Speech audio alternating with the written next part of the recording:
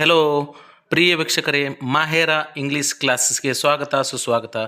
ಪ್ರಿಯ ವೀಕ್ಷಕರೇ, ಮತ್ತೊಂದು ಟಿ ಮಾದರಿ ಪ್ರಶ್ನೆ ಪತ್ರಿಕೆಯೊಂದಿಗೆ ಇವತ್ತಿನ ತರಗತಿಯನ್ನು ಪ್ರಾರಂಭಿಸೋಣ. ಪ್ರಿಯ ವೀಕ್ಷಕರೇ, ಈಗಾಗಲೇ ಹೇಳಿದಂತೆ ಟಿಗೆ ಸಂಬಂಧಪಟ್ಟಂತೆ ಇಂಗ್ಲೀಷ್ ಭಾಷಾ ವಿಷಯಕ್ಕೆ ಸಂಬಂಧಿಸಿದ 30 ಅಂಕದ ಪ್ರಶ್ನೆಗಳು ಬರ್ತಾ ಇದ್ದು, ಆ 30 ಅಂಕಗಳ ಪ್ರಶ್ನೆಗಳನ್ನ ಯಾವ ರೀತಿ ಹಾಕಿರ್ತಾರೆ, ಯಾವ ರೀತಿ ನಾವು ಉತ್ತರಗಳನ್ನ ಬರೀಬೇಕು ಅನ್ನೋದನ್ನು ಈ ಒಂದು ತರಗತಿಯ ಮುಖಾಂತರ ನೋಡೋಣ. ಮೊದಲನೇದಾಗಿ ರೀಡ್ ದ ಪ್ಯಾಸೇಜ್ ಏನಂತ ಕೊಟ್ಟಿದ್ದಾರೆ? Read the passage given below and answer the questions 1 to 8, 1ರಿಂದ 8 ಪ್ರಶ್ನೆಗಳನ್ನ ಇಲ್ಲಿ ಕೊಟ್ಟಿದ್ದಾರೆ. ಅವುಗಳನ್ನು ಈ ಒಂದು ಪ್ಯಾಸೇಜನ್ನು ಓದಿ ನಾವು ತಿಳ್ಕೊಂಡು ಅದಕ್ಕೆ ಸರಿಯಾದ ಉತ್ತರವನ್ನು ನಾವು ಬರಿಬೇಕು.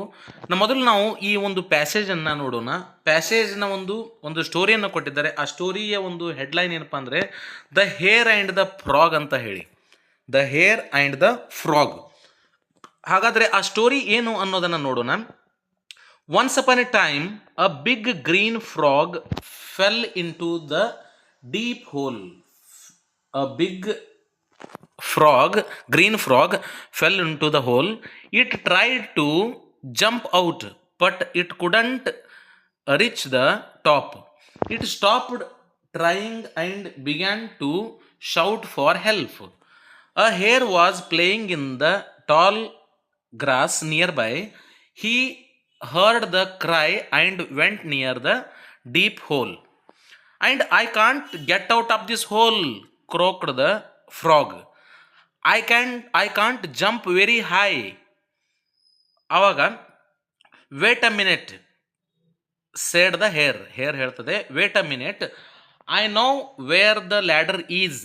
I will go and bring it, then you can use the ladder and get out. ಈ ರೀತಿಯಾಗಿ ಹೇಳ್ತದೆ. ತದನಂತರ thank you croaked the frog, I will wait, ನಾನು ಕಾಯ್ತೀನಿ ಅಂತ ಹೇಳ್ತದೆ. ಹೌದಾ? ತದನಂತರ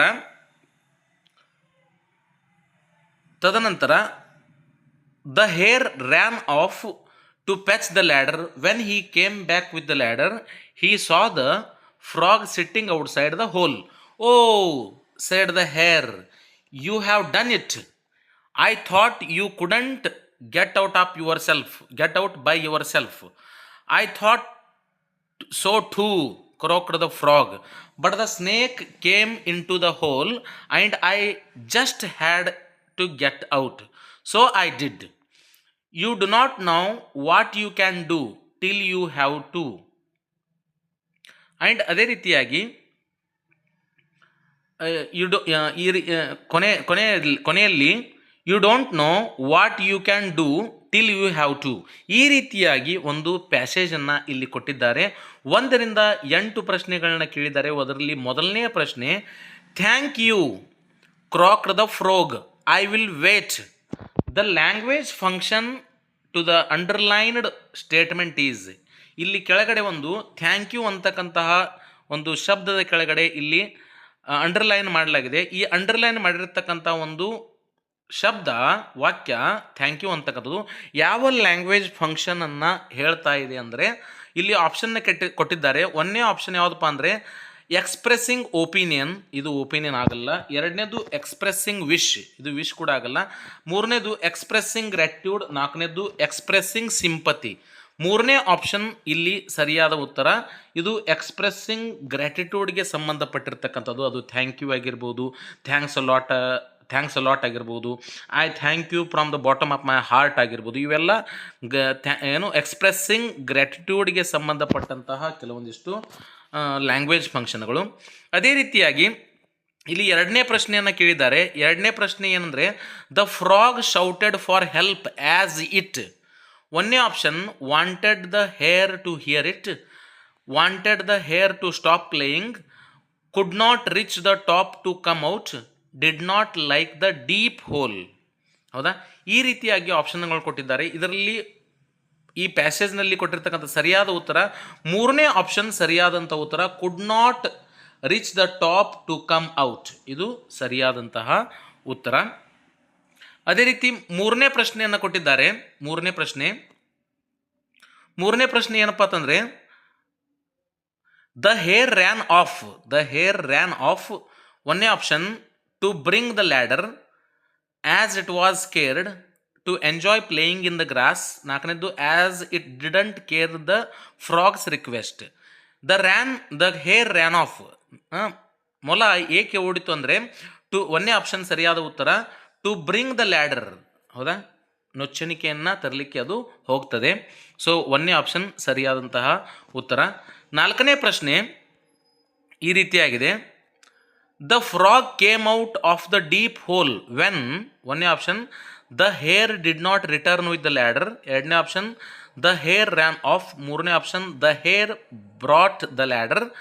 ನಾಲ್ಕನೇ option it saw a snake coming into the hole. ಇದು ಸರಿಯಾದ ಉತ್ತರ. ನಾಲ್ಕನೇ ಆಪ್ಷನ್ ಇಲ್ಲಿ ಸರಿಯಾದ ಉತ್ತರ. It saw a snake coming into the hole.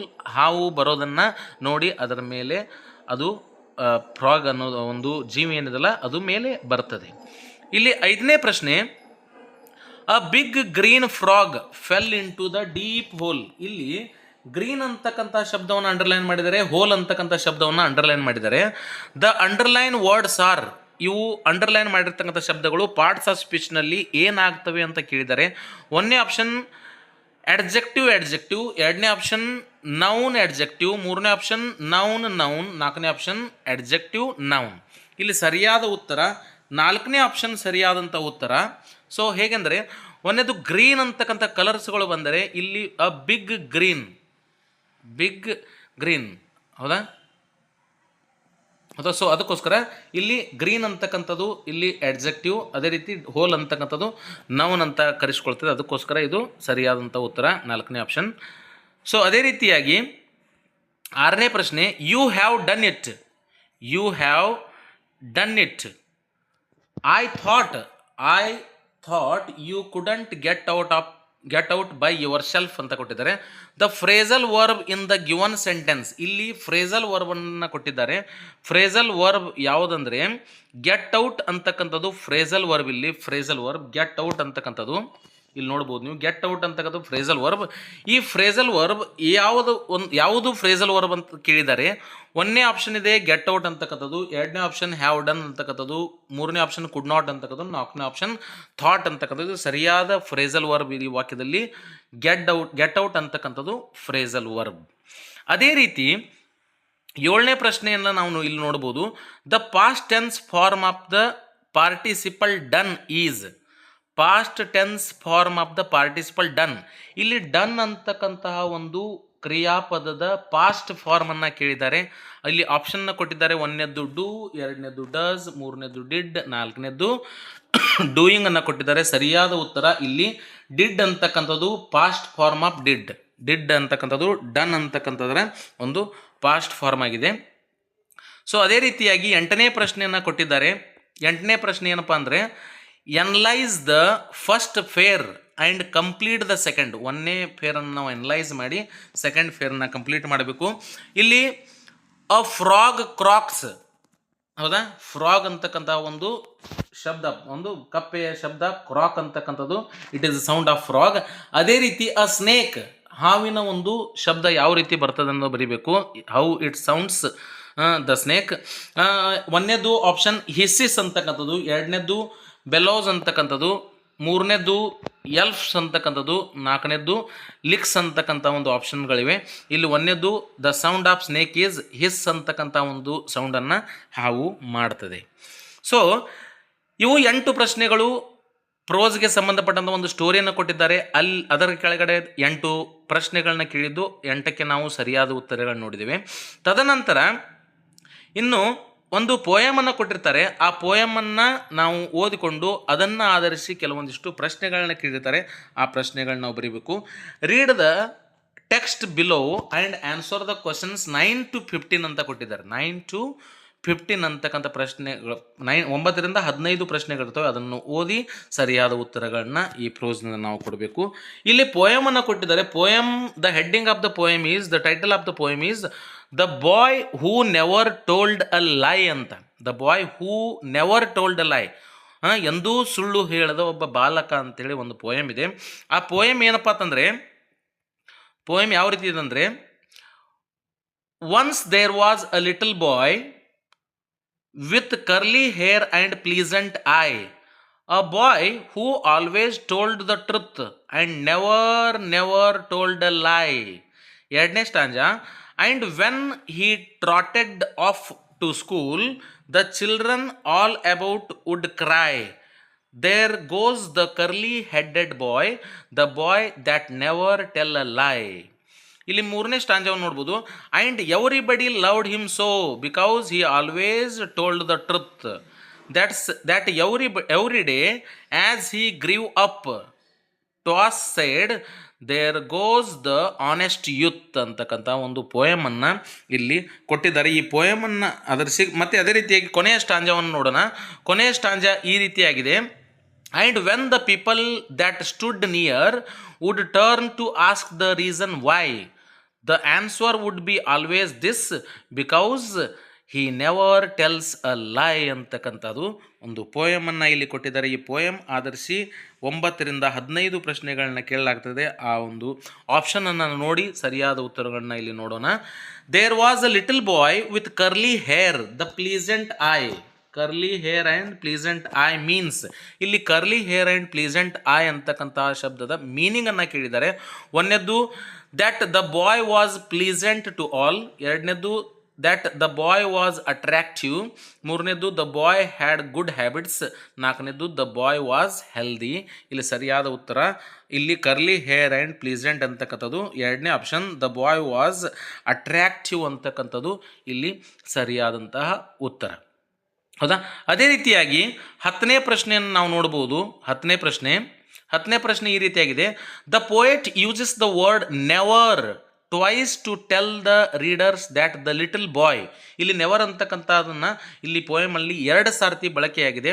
ಅದು ಯಾಕೆ ಅಂತ ಕೇಳ್ತಾರೆ. ಒಂದನೇದು ಸಮ್ಟೈಮ್ಸ್ ಸ್ಪೋಕ್ ದ ಟ್ರುತ್, ಎರಡನೇದ್ದು never spoke the truth, and most of the times told lies, and always spoke the truth. ಸರಿಯಾದ ಉತ್ತರ always spoke the truth.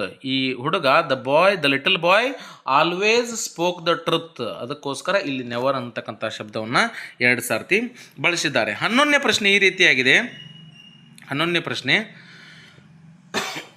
The children all about would cry. In this line the word cry means, ಇಲ್ಲಿ cry ಅಂತಕ್ಕಂಥ ಶಬ್ದದ meaning ಕೇಳಿದರೆ ಒಂದನೇ option shout loudly, shed tears, to raise alarm, and express pain. ಇಲ್ಲಿ ಸರಿಯಾದ ಉತ್ತರ ಶೌಟ್ ಲೌಡ್ಲಿ ಅಂತಕ್ಕಂಥದ್ದು cry ಅಂತಕ್ಕಂಥದ್ರ ಒಂದು ಶಬ್ದದ ಮೀನಿಂಗ್ ಆಗಿದೆ. ಅದೇ ರೀತಿಯಾಗಿ 12ನೇ ಪ್ರಶ್ನೆ, everybody loved the little boy because. ಪ್ರತಿಯೊಬ್ಬರು ಆ ಹುಡುಗನನ್ನು ಇಷ್ಟಪಡ್ತಾ ಇದ್ರು because he had curly hair, ಎರಡನೇದ್ದು he was pleasant to the eye, ಮೂರನೇದು he always told the truth, ನಾಲ್ಕನೇದ್ದು trotted off to school without fail. ಇಲ್ಲಿ ಸರಿಯಾದ ಉತ್ತರ he always told the truth ಅಂತಕ್ಕಂಥದ್ದು ಸರಿಯಾದ ಉತ್ತರ. ಸರಿ, ಯಾವತ್ತೂ ಆತ ಸತ್ಯವನ್ನೇ ಹೇಳ್ತಾ ಇದ್ದ, ಅದಕ್ಕೋಸ್ಕರ ಎಲ್ಲ ಮಕ್ಕಳು ಅವನನ್ನು ಪ್ರೀತಿಸ್ತಾ ಇದ್ರು. ಅದೇ ರೀತಿ 13ನೇ ಪ್ರಶ್ನೆ ಏನಪ್ಪ ಅಂದರೆ, analyse the first pair and complete the second one ಅಂತ ಕೊಟ್ಟಿದ್ದಾರೆ. ಹೌದಾ? ಇಲ್ಲಿ ಟ್ರಾಟ್ ಅಂದರೆ a jogging gait of human being. Trot ಅಂದರೆ jogging gait of human being ಅಂತ ಮೀನಿಂಗ್ ಅದರದ್ದು. ಅದೇ ರೀತಿ ಸ್ಪ್ರಿಂಟ್ ಮೀನಿಂಗ್ ಕೇಳಿದ್ದಾರೆ. ಅದರಲ್ಲಿ ಒಂದನೇ option walking gait of a sprinter, ಎರಡನೇದು ರನ್ನಿಂಗ್ ಅಟ್ ಟಾಪ್ ಸ್ಪೀಡ್, ಮೂರನೇದು ಗ್ಯಾಲೋಫಿಂಗ್ ಲೈಕ್ ಅ ಹಾರ್ಸ್, ನಾಲ್ಕನೇದು ಫಾಲಿಂಗ್ ಆಫ್ ವೈಲ್ ರನ್ನಿಂಗ್ ಅಂತ. ಹೌದಾ? ಸ್ಪ್ರಿಂಟ್ ಅಂದರೆ ಅದರ ಸರಿಯಾದ meaning running at top speed ಅಂದರೆ ಸ್ಪ್ರಿಂಟ್ ಅಂತ ಅರ್ಥ, ರನ್ನಿಂಗ್ ಅಟ್ ಟಾಪ್ ಸ್ಪೀಡ್. ಹೌದಾ? ಅದೇ ರೀತಿಯಾಗಿ 14ನೇ ಪ್ರಶ್ನೆಯನ್ನು ನಾವು ನೋಡೋಣ. 14ನೇ ಪ್ರಶ್ನೆ, the message of this poem is. ಈ ಒಂದು ಪೋಯಮ್ದ ಮೆಸೇಜ್ ಕೇಳಿದ್ದಾರೆ. ಒಂದನೇ option children should always tell the truth because they will be praised, ಎರಡನೇ option children should never tell lies in school, ಮೂರನೇ option it is all right to tell lies only sometimes, ನಾಲ್ಕನೇ option children should be taught never to tell lie so that they grow up to be honest ಅಂತಕ್ಕಂಥದ್ದು ಇಲ್ಲಿ ಸರಿಯಾದ ಉತ್ತರ. 4ನೇ option ಇಲ್ಲಿ ಸರಿಯಾದ ಉತ್ತರ. ಸೊ ಅದಕ್ಕೋಸ್ಕರ children should be taught never to tell lie so that they grow up to be honest ಅಂತಕ್ಕಂಥದ್ದು ಇಲ್ಲಿ ಸರಿಯಾದಂತಹ ಉತ್ತರ. ಅದೇ ರೀತಿ 15ನೇ ಪ್ರಶ್ನೆಯನ್ನು ಕೇಳಿದ್ದಾರೆ. ಇದರಲ್ಲಿ ಈ ಪೋಯಮ್ಗೆ ಸಂಬಂಧಪಟ್ಟಂತೆ ಕೊನೆಯ ಪ್ರಶ್ನೆ, the word I rhymes with, I ಅಂತಕ್ಕಂಥ ಶಬ್ದ ಯಾವುದ್ರ ಜೊತೆ ಪ್ರಾಸವಾಗ್ತದೆ ಅಂದರೆ, 1ನೇ ಆಪ್ಷನ್ ವೈ, 2ನೇ ಆಪ್ಷನ್ ಬಾಯ್, 3ನೇ ಆಪ್ಷನ್ ಎವರಿ, 4ನೇ ಆಪ್ಷನ್ ಕರ್ಲಿ. ಇದಕ್ಕೆ ಸರಿಯಾದ ಉತ್ತರ ವೈ ಅಂತಕ್ಕಂಥದ್ದು, WHY ಅಂತಕ್ಕಂಥದ್ದು ಐ ಜೊತೆಗೆ ಒಂದು ರೈಮಿಂಗ್ ಆಗ್ತಕ್ಕಂತಹ ಶಬ್ದವನ್ನು ನಾವು ನೋಡ್ತೇವೆ.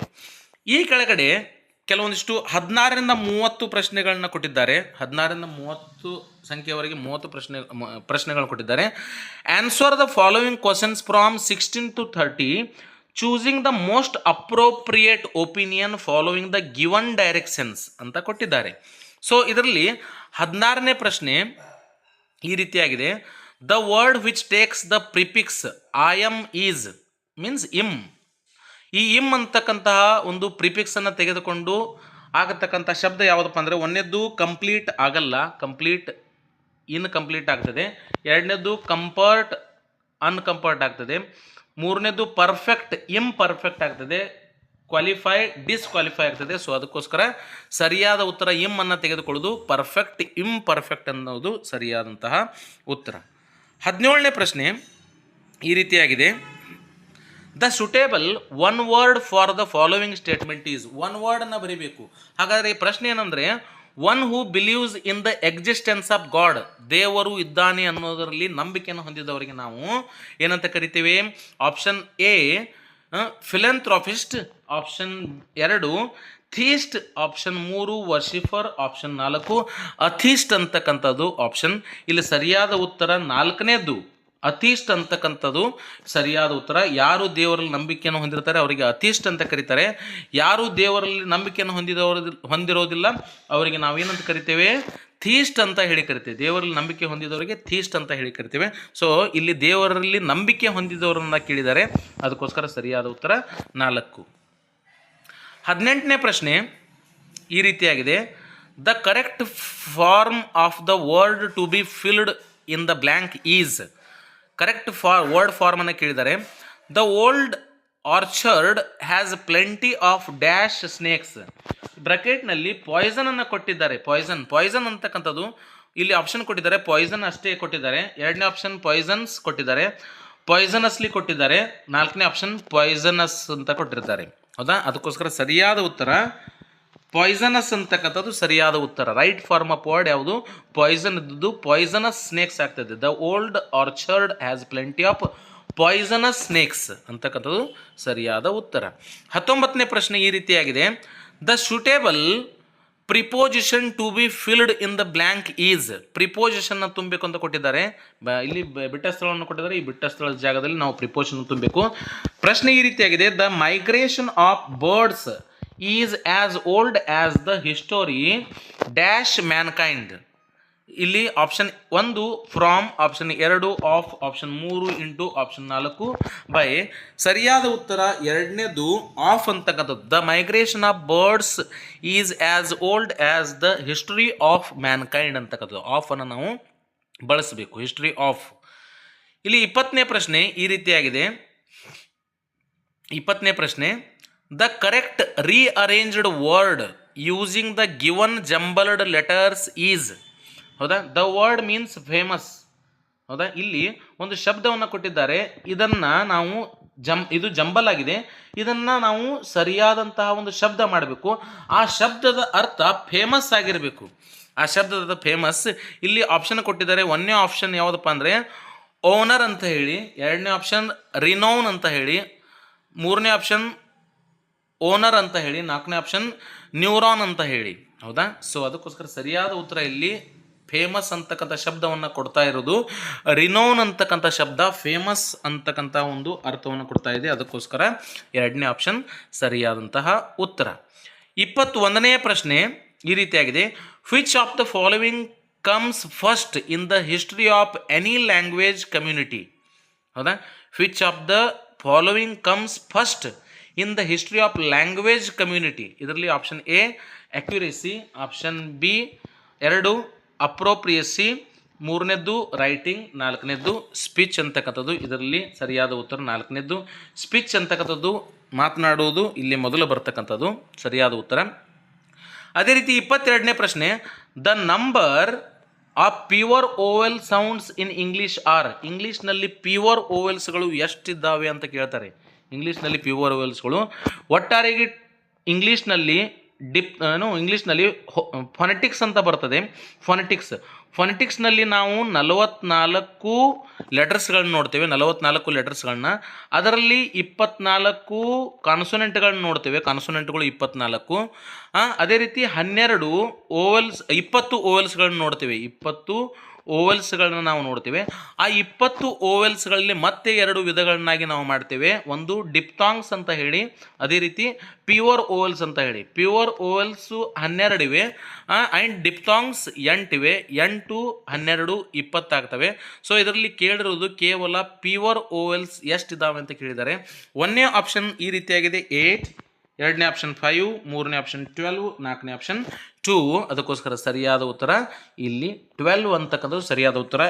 12 ಪ್ಯೂರ್ ಓವೆಲ್ಸ್ ಇವೆ, 8 ಡಿಪ್ತಾಂಗ್ಸ್ ಇವೆ, 24 ಕಾನ್ಸೋನೆಂಟ್ಸ್ ಇವೆ. ಒಟ್ಟಾರೆ 44 ಲೆಟರ್ಗಳನ್ನ ಇಂಗ್ಲೀಷ್ನ ಫೊನೆಟಿಕ್ಸ್ನಲ್ಲಿ ನಾವು ನೋಡ್ತೇವೆ.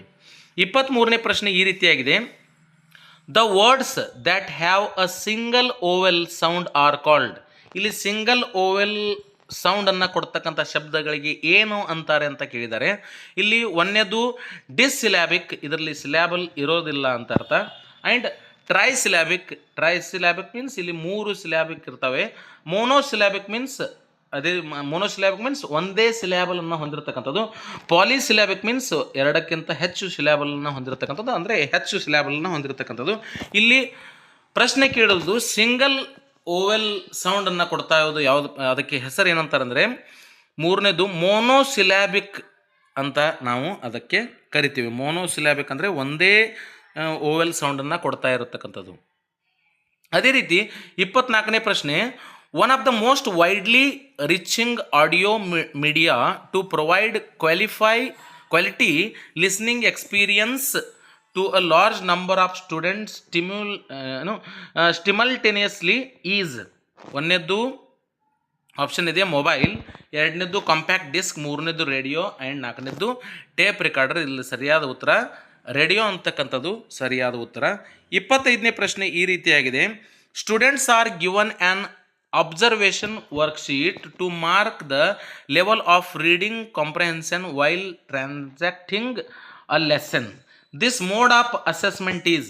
ಇದಕ್ಕೆ ನಾವು ಏನಂತ ಕರಿತೀವಿ ಅಂದರೆ ಆಪ್ಷನ್ ಕೊಟ್ಟಿದ್ದಾರೆ, summative assessment, direct assessment, formative assessment, indirect assessment. ಸರಿಯಾದ ಉತ್ತರ ಫಾರ್ಮೇಟಿವ್ ಅಸೆಸ್ಮೆಂಟ್ ಅಂತಕ್ಕಂಥದ್ದು ಸರಿಯಾದ ಉತ್ತರ.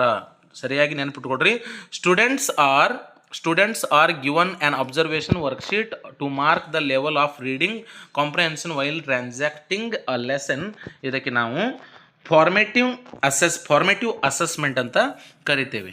26ನೇ ಪ್ರಶ್ನೆ ಈ ರೀತಿಯಾಗಿದೆ, a teacher uses a number of testing tools, 4 of them are given below. ಹೌದಾ, 4 ಇಲ್ಲಿ ಕೊಟ್ಟಿದ್ದಾರೆ. The one which tests the speaking skill is. Speaking ಸ್ಕಿಲ್ಲನ್ನು ಕೊಡ್ತಕ್ಕಂಥದ್ದು ಯಾವುದು? ಸ್ಪೀಕಿಂಗ್ ಸ್ಕಿಲ್ಲನ್ನು ಡೆವಲಪ್ ಮಾಡ್ತಕ್ಕಂಥದ್ದು describing an event, filling questionnaire, and 3ನೇದು reading a pamphlet and listening to an announcement. ಇಲ್ಲಿ ಸರಿಯಾದ ಉತ್ತರ ಲಿಸ್ನಿಂಗ್ ಟು ಆ್ಯನ್ ಅನೌನ್ಸ್ಮೆಂಟನ್ನು ಸರಿಯಾಗಿ ನಾವು ಆಲಿಸಿದ್ರೆ ಮಾತ್ರ ನಮ್ಮ ಸ್ಪೀಕಿಂಗ್ ಸ್ಕಿಲ್ನ ಇಂಪ್ರೂವ್ ಮಾಡ್ಕೊಳ್ಳೋಕ್ಕೆ ಸಾಧ್ಯ. 27ನೇ ಪ್ರಶ್ನೆ ಈ ರೀತಿಯಾಗಿದೆ, describe the given picture sequence and then narrate a story using all the pictures. This is basically ನೋಡ್ರಿ, 1ನೇದು given picture sequence and then narrate a story. ಒಂದು ಸ್ಟೋರಿಯನ್ನು ಪಿಕ್ಚರ್ ನೋಡೋದು ಸೀಕ್ವೆನ್ಸ್, ದೆನ್ ನ್ಯಾರೇಟ್ ಮಾಡ್ತಕ್ಕಂಥದ್ದು. ದಿಸ್ ಈಸ್ ಬೇಸಿಕಲಿ, ಇದಕ್ಕೆ ನಾವು basically ಏನಂತೀವಿ ಅಂದರೆ 1ನೇ option reading task, speaking task, listening task and writing task. ಇದು ಸರಿಯಾದ ಉತ್ತರ ರೈಟಿಂಗ್ ಟಾಸ್ಕ್ ಅಂತದ್ದು ಸರಿಯಾದಂತಹ ಉತ್ತರ. 28ನೇ ಪ್ರಶ್ನೆ ಈ ರೀತಿಯಾಗಿದೆ, a teacher has taught questioning skill in the class. He or she wants to the students to practice the same. Which activity do you think is more suitable? A teacher has taught. ಇದಕ್ಕೆ ನಾವು 1ನೇ option ಏನಿದೆ ಇಂಟರ್ವ್ಯೂವಿಂಗ್, story telling, debate ನಂತರ picture sequencing ಇದೆ. ಸರಿಯಾದ ಉತ್ತರ ಇಂಟರ್ವ್ಯೂವಿಂಗ್ ಅಂತಕ್ಕಂಥದ್ದು ಸರಿಯಾದಂತಹ ಒಂದು ಉತ್ತರ. ಹೌದಾ? ಅದೇ ರೀತಿಯಾಗಿ 29ನೇ ಪ್ರಶ್ನೆ imagination is one of the elements of creative writing. Choose the one that needs more of imagination. ಹೌದಾ? ಇದರಲ್ಲಿ 1ನೇ ಆಪ್ಷನ್ ಪ್ರೊಫೈಲ್, 2ನೇ ಆಪ್ಷನ್ ಲೆಟರ್, 1ನೇ ಆಪ್ಷನ್ ಮೆಸೇಜ್, 4ನೇ ಆಪ್ಷನ್ ಸ್ಟೋರಿ ಇದೆ. ಸ್ಟೋರಿ ಅಂತಕ್ಕಂಥದ್ದು ಅತಿ ಹೆಚ್ಚು ಇಮ್ಯಾಜಿನೇಷನ್ ಪವರನ್ನು ಹೆಚ್ಚು ಮಾಡ್ತಕ್ಕಂಥದ್ದು, ಅದಕ್ಕೋಸ್ಕರ 4ನೇ ಆಪ್ಷನ್ ಸ್ಟೋರಿ ಅನ್ನೋದು ಸರಿಯಾದ ಉತ್ತರ. 30ನೇ ಪ್ರಶ್ನೆ, ಕೊನೆಯ ಪ್ರಶ್ನೆ, greeting each other is usually found more in the following text type is. ಹೌದಾ?